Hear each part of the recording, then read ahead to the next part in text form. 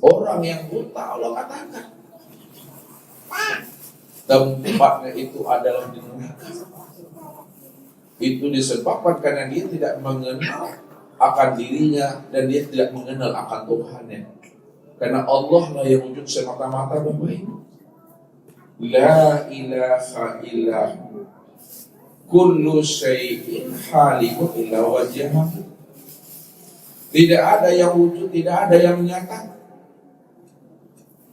melainkan yang wujud dan yang nyata pada alam dan nyata pada dirimu, melainkan hanya Dia satu-satunya. Disitulah Allah menegaskan akan ketunggalan dan keahatan dirinya. Qul huwallahu ahad. Katakan ya Muhammad bahwa aku ini adalah Esa, aku ini adalah Ahad, tunggal yang tiada berbilang. Kalau Allah itu adalah Esa, Ahad, tunggal yang tiada berbilang, itu maknanya Bapak Ibu hanya Dia satu-satunya. Hanya Dia satu-satunya itu maksudnya tidak ada diri yang lain selain dirinya. Tidak ada diri yang lain selain daripada dirinya. Itu maknanya hanya Dialah yang wujud secara mutlak. Mutlak itu hanya dirinya semata-mata Bapak Ibu. Kalau dirinya yang wujud semata-mata, tidak ada diri yang lain. Tentunya setiap kita ini mampu memandang akan wujud nyatanya Allah itu pada sekalian alam dan sempurnanya wujud nyatanya itu pada setiap diri. Tapi kenapa manusia tidak mampu memandang wujud nyatanya Allah pada alam dan pada dirinya? Itu disebabkan karena hati ini telah dipermainkan oleh dunia. Hati ini telah dijajah, dirantai dan dibelenggu oleh nafsu dan akal pikirnya.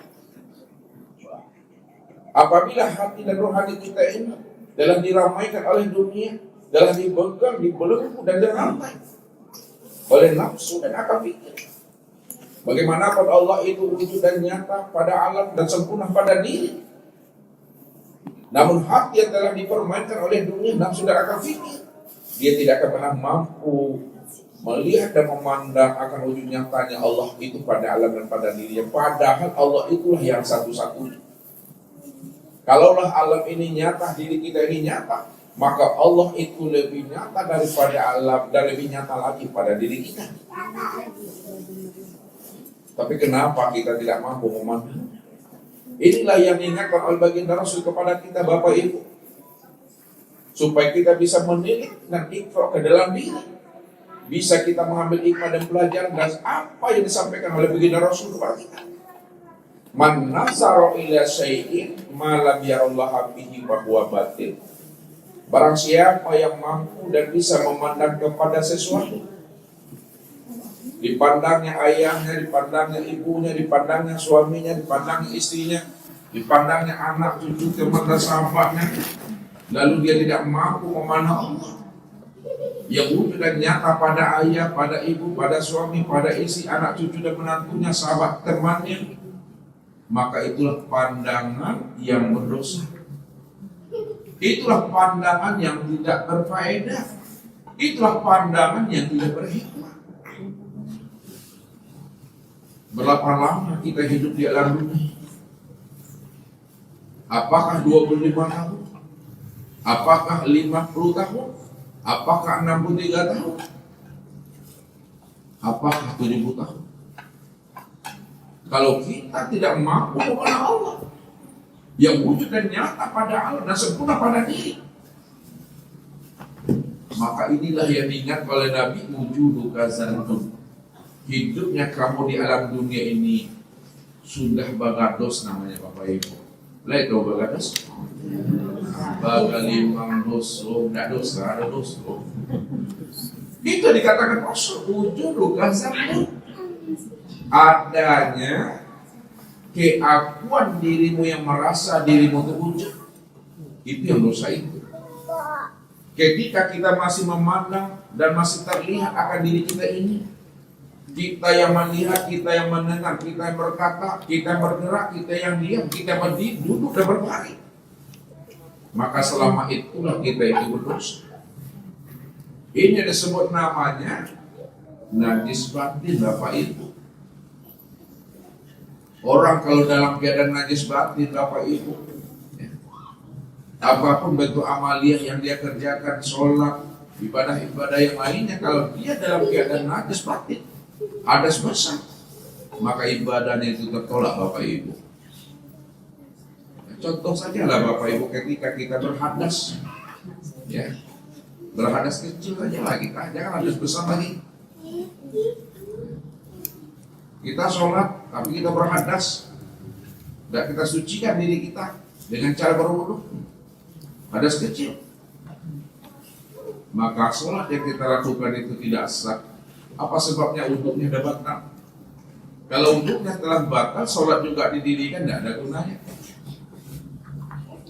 Apalagi hadas besar dengan istri, dengan suami, junub kita, lalu kita tidak bersihkan diri kita itu dengan mandi besar, mandi junub, maka ibadah kita juga akan menjadi hampa dan sia-sia.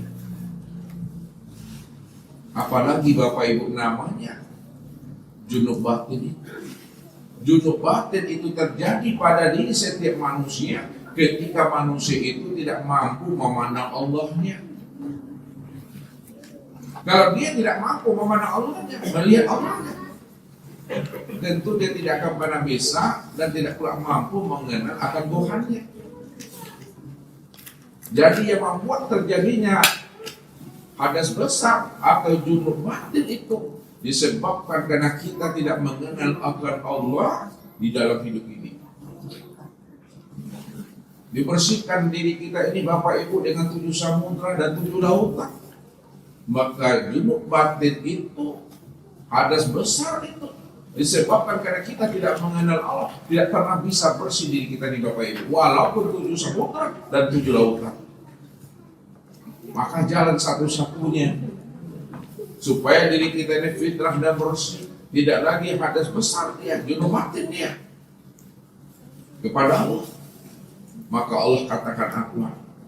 Faqtulu anfusakum zalikum khairul lakum inda barikum fatabu alaikum. Bunuh dirimu. Siapa yang ingin bersih dirinya dari hadas besar, dari junub batin, bunuh dirimu, kata Allah. Apa maksudnya bunuh diri? Bunuh dirimu itu maksudnya bunuh keakuan dirimu yang merasa dirimu itu wujud. Bunuh dirimu yang merasa dirimu itu bersifat. Kalau kita sudah bunuh diri kita ini yang merasa diri kita ini tidak bersifat, tidak ada lagi kita ini yang wujud. Tidak ada lagi kita ini yang melihat dan mendengar, berkata, mengetahui, berkuasa, berkehendak dan hidup. Maka ketika itulah diri kita itu bersih, Bapak Ibu. Ketika itulah diri kita itu sudah fitrah, sudah bersih daripada hadas besar itu. Ini artinya Bapak Ibu, orang yang berada dalam keadaan fitrah dan suci, ya tidak lagi berada dalam keadaan junub besar, tidak terpandang dan tidak terlihat lagi akan dirinya yang merasa dirinya itu yang beramal dan berbuat itu.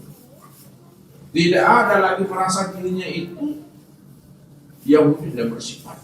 Inilah orang yang fitrah dan suci. Namun bagaimana jalan kita untuk bisa kita mampu memandang Allah itu, supaya kita tidak terjebak namanya dengan junub batin atau hadas besar? Jalan satu-satunya Bapak Ibu, jadilah baginda Rasul Sallallahu Alaihi Wasallam itu sebagai uswah hasanah, teladan yang baik dalam urusan dunia dan urusan akhirat. Beliaulah yang mengajak dan menyempurnakan jalan makrifat kita ini kepada Allah. Tidak ada kesempurnaan makrifat, hakikat, thariqat dan syariat itu, melainkan itu tertumpu kepada diri baginda Rasul Nabi Muhammad Sallallahu Alaihi Wasallam.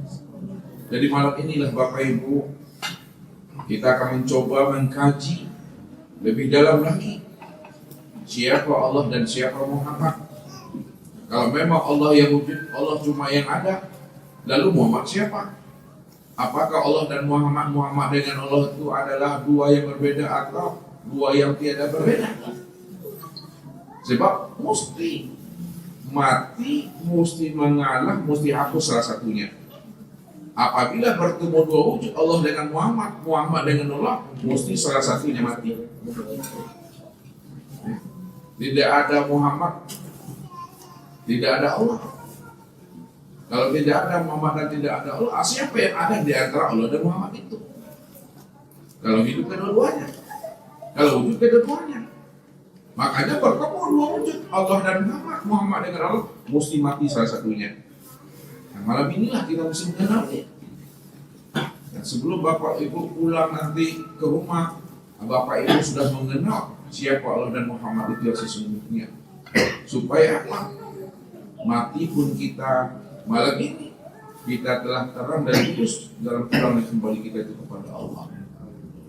Nah, inilah harapan kita bermohon kepada Allah. Mudah-mudahan Allah bukakan kalbu kita, sehingga kalbu itu telah bersinar dengan hidayah dan petunjuk serta anugerahnya. Serta dengan anugerah itulah kita mudah mengenal akan Tuhan itu. Arab gerobi, aku kenal Allah karena Allah. Kalau bukan Allah yang memperkenalkan dirinya kepada aku, maka aku tidak akan pernah mengenal akan Allah.